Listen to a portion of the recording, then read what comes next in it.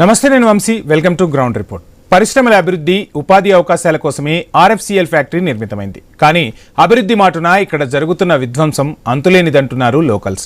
కేంద్ర రాష్ట్ర ప్రభుత్వాలు తమ ఘనతగా చెప్పుకునే ఈ ప్రాజెక్ట్ నేడు 5 గ్రామాలను విషాద సముద్రంలో ముంచేస్తోంది. పీల్చే గాలి విషంగా మారి ప్రాణాలను తోడేస్తుంటే తాగే నీరు కాలుష్యంతో విషతుల్యమవుతోంది. ఒకప్పుడు ఆహ్లాదకరంగా ఉండే ఈ పల్లెలు ఇప్పుడు విషవాయువులు కమ్మేసిన శ్మశానాలుగా మారుతున్న పరిస్థితి. ఊరంతా అనారోగ్యాల పాలైతే పాలకులు, అధికారులు కళ్లు మూసుకుని కూర్చున్నారు. ఈ నిర్లక్ష్యానికి బలై తమ భవిష్యత్తు నాశనమవుతోందని తెలిసినా నిస్సహాయంగా రోధిస్తున్న ప్రజల ఆవేదనపై ఐ న్యూస్ ప్రతినిధి ప్రశాంత్ అందిస్తున్న గ్రౌండ్ రిపోర్ట్ ఇప్పుడు చూద్దాం.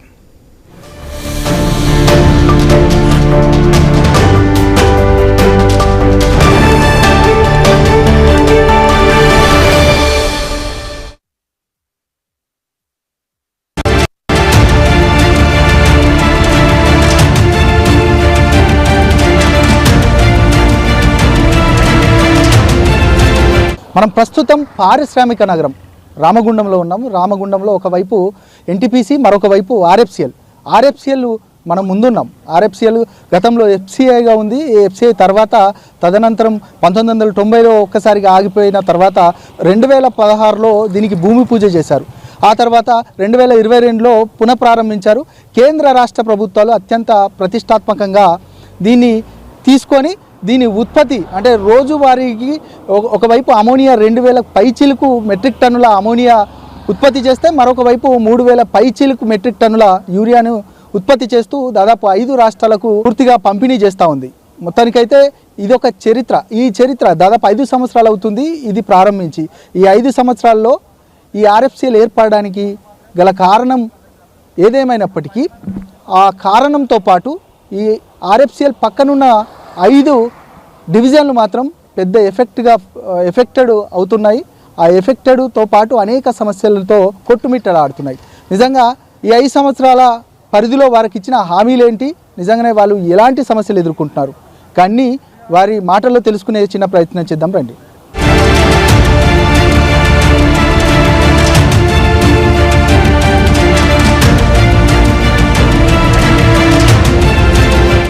ఇది మనం ప్రస్తుతం ఆర్ఎఫ్సిఎల్ బ్యాక్ సైడ్ ఉన్నాము.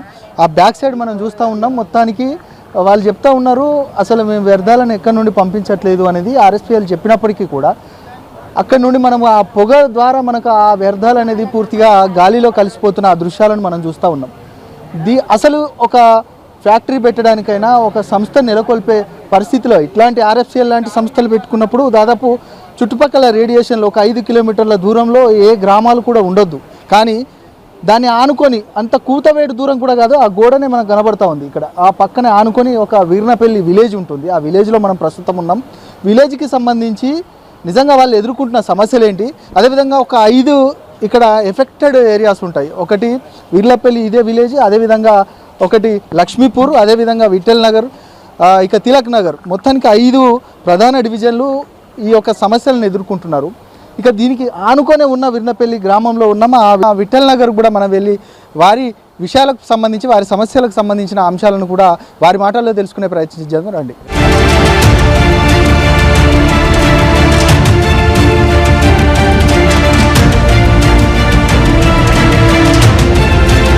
సింగరేణి అనగానే బాంబుల మూతలు, ఇక భూగర్భం నుంచి ఒక బొగ్గు గనిని తీస్తూ ఉన్న కార్మికుల నేపథ్యం కనబడుతుంది.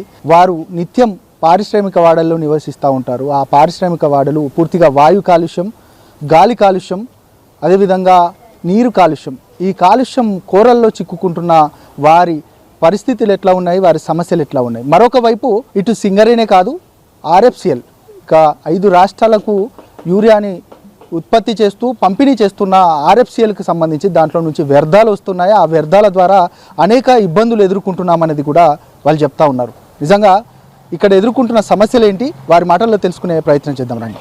ఇది ఏంటి అసలు, నువ్వేమో తీసుకొచ్చినావు ఆ వాటర్, అంటే పొల్యూషన్ అయిన వాటరా లేకపోతే ఏంది అసలు ఇది? ఇవి ఆర్ఎఫ్సిఎల్ నుండి సార్.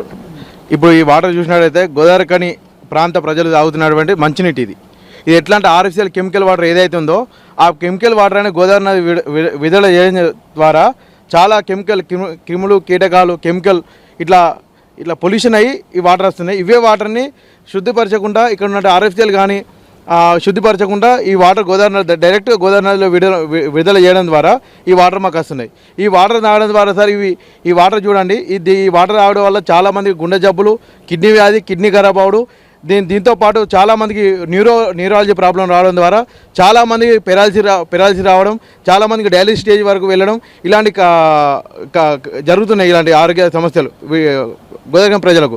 ఇలాంటి వాటర్ మరి ఎవరు తాగుతారు? ఆర్ఎస్ఎల్ ఉన్నటువంటి అధికారులు తాగుతారా?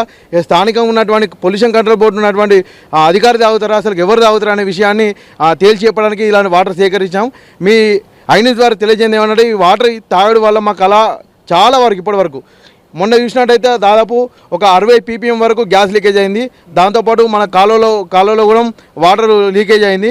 దీని వెంటనే జెడ్ఎల్టీ ప్రాజెక్ట్ ద్వారా, జీరో లిక్విడ్ ప్రాజెక్ట్ ద్వారా తక్షణమే దీన్ని చర్యలు తీసుకొని మా విఠల ప్రజలకు కానీ, ప్రభావిత ప్రాంతం ప్రజలకు కానీ ఎలాంటి సమస్యలు లేకుండా అధికారులు చూడాలి. దాంతోపాటు ఇంకోటి ఏంటంటే విషయం చెప్పాలంటే సార్, ఇక్కడ సెంట్రల్ కానీ స్టేట్ కానీ జస్ట్ ప్రాజెక్ట్ ఊరియా ఎంత ఉత్పత్తి అవుతుందో దాని మీద దృష్టి సారిస్తారు. కానీ విఠల్ నగర్లో ఉన్నటువంటి ఈ స్థానిక చుట్టుపక్కల ఉన్నటువంటి 10 కిలోమీటర్ల పరిధిలో ఉన్నటువంటి ప్రజల ఆరోగ్యాలు ఏమవుతున్నాయి అనే విషయాన్ని తేల్చి చెప్పడం లేదు. మన భూపాల్లో జరిగిన 100 ppm గ్యాస్ లీక్ అయితే భూపాల్ ప్రజలు రాత్రి వరకే తెల్లారి వరకే చనిపోవడం జరిగింది. ఇక్కడ విఠల ప్రజలు తెల్లారంగా 6 గంటలకు మన 60% ppmలో గ్యాస్ లీకేజ్ అయింది. మరి ఇట్లా జరుగుతూ మా ప్రజల ప్రాణాల వల్ల మన ఆపరేషన్ కగారులో జరిగినట్టు ఇట్లా పక్క దేశమైనటువంటి దేశం యుద్ధం చేస్తే ఎట్లా సేఫ్టీ ప్రికాషన్ ఎట్లా తీసుకోవాలనే విషయాన్ని ఆర్ఎఫ్ఎల్ ఇంతవరకు కూడా మాకు చేపట్టాలి. అసలు స్టార్ట్ అయిపోయి దాదాపు 5 సంవత్సరాలు అవుతుంది. 5 సంవత్సరాల నుంచి ప్రజలు ఎట్లా బతకాలి, ఎట్లా అంటే అత్యవసర పరిస్థితులు, ఎమర్జెన్సీ పరిస్థితుల్లో ఎట్లా ప్రికాషన్ తీసుకోవాలి, సేఫ్టీ మెజర్మెంట్స్ ఏంటిది, ఎట్లా తీసుకోవాలని ఒక సేఫ్టీ యూనిట్ ఇక్కడ ఏర్పాటు చేయలేదు. అభివృద్ధి జరగాల్సిందే, కానీ అభివృద్ధి మాటున జరుగుతున్న ఆ విధ్వంసాన్ని కూడా ఆపాల్సిన బాధ్యత ప్రభుత్వాలపైన ఉంటుంది. నిజంగా ఈ అభివృద్ధి పేరిట భూములు కోల్పోయిన వారైనా ఏమి, అభివృద్ధి పేరిట కాలుష్య కోరల్లో చిక్కుకుంటున్న ప్రజలను ఆదుకోవాల్సిన పరిస్థితి అధికారులపైన, స్థానిక ప్రభుత్వాలపైన ఉంటుందని చెప్పకనే చెప్పొచ్చు. ఇది ఈరోజు గ్రౌండ్ రియాలిటీ. మరొక గ్రౌండ్ రియాలిటీతో మళ్ళీ కలుద్దాం. కెమెరా పర్సన్ ప్రేమ్ సాగర్తో ప్రశాంత్, ఐ న్యూస్, గోదావరి కని నుండి.